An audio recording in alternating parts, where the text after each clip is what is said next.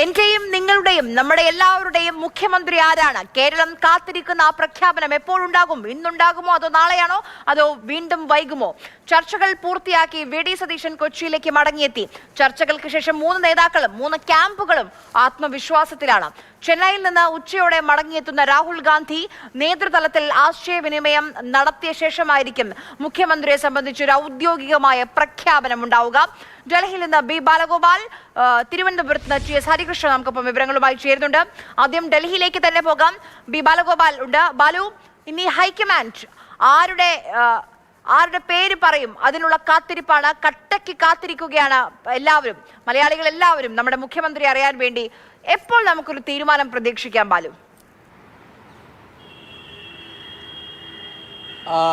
എപ്പോൾ എന്ന് കൃത്യമായി പറയാൻ വേണ്ടി കഴിയില്ല. പക്ഷേ കോൺഗ്രസ് നേതാക്കളുമായി ഇന്ന് രാവിലെ സംസാരിക്കുമ്പോഴും ഇന്നോ നാളെയോ അത് സംബന്ധിച്ചുള്ള പ്രഖ്യാപനം ഉണ്ടാകുമെന്നാണ് ലഭിക്കുന്ന വിവരം. അത് വാർത്താക്കുറിപ്പിലൂടെയാണോ വാർത്താ സമ്മേളനം വിളിച്ചാണോ എന്ന കാര്യത്തിലും ഒരു വ്യക്തത അല്ലെങ്കിൽ ഒരു തീരുമാനം ഇതുവരെയും ആയിട്ടില്ല. ഈ കോൺഗ്രസ് നേതാക്കൾ പറയുന്നത് ഇന്നലെ ഈ എല്ലാ നേതാക്കളുടെയും വാദങ്ങളൊക്കെ ഈ മല്ലികാർജ്ജുന ഖാർഗെയും രാഹുൽ ഗാന്ധിയും കേട്ടിട്ടുണ്ട്. തുടർന്ന് രാഹുൽ ഗാന്ധി ഇന്ന് രാവിലെ അദ്ദേഹം ചെന്നൈയിലേക്ക് പോയിരിക്കുകയാണ്. കാരണം വിജയുടെ സത്യപ്രതിജ്ഞ ചടങ്ങിൽ അദ്ദേഹം പങ്കെടുക്കുന്നുണ്ട്. അതിൽ സാക്ഷ്യം വഹിക്കുന്നതിനായി അദ്ദേഹം നിലവിൽ ചെന്നൈയിലേക്ക് പോയിരിക്കുകയാണ്. വൈകിട്ടോടുകൂടി മാത്രമാണ് രാഹുൽ ഗാന്ധി തിരികെ ഡൽഹിയിലെത്തുന്നത്. തുടർന്ന് രാഹുൽ ഗാന്ധി സോണിയാഗാന്ധി ഉൾപ്പെടെയുള്ളവരുമായി ആശയവിനിമയം നടത്തുന്നതായിരിക്കും. അതിനുശേഷം ഒരു തീരുമാനം ഇന്ന് തന്നെ ഉണ്ടാകാനുള്ള സാധ്യതയുണ്ട്. പരമാവധി അത് നാളെ, അതിനപ്പുറത്തേക്ക് പോകില്ല എന്നാണ് കോൺഗ്രസ് നേതാക്കൾ ഇപ്പോൾ വ്യക്തമാക്കുന്നത്. ഏതായാലും ഇന്നലത്തെ യോഗത്തിൻ്റെ തീരുമാനത്തിൻ്റെ അടിസ്ഥാനത്തിലേക്ക് കേരളത്തിൽ ഈ ഫ്ലെക്സുകളൊക്കെ നീക്കം ചെയ്തിട്ടുണ്ട്. അതുപോലെ തന്നെ ഈ പരസ്പര ആരോപണ പ്രത്യാരോപണങ്ങളോ ഒന്നും തന്നെ ഉണ്ടായിട്ടില്ല, പ്രകടനങ്ങളൊന്നും തന്നെ ഉണ്ടായിട്ടില്ല.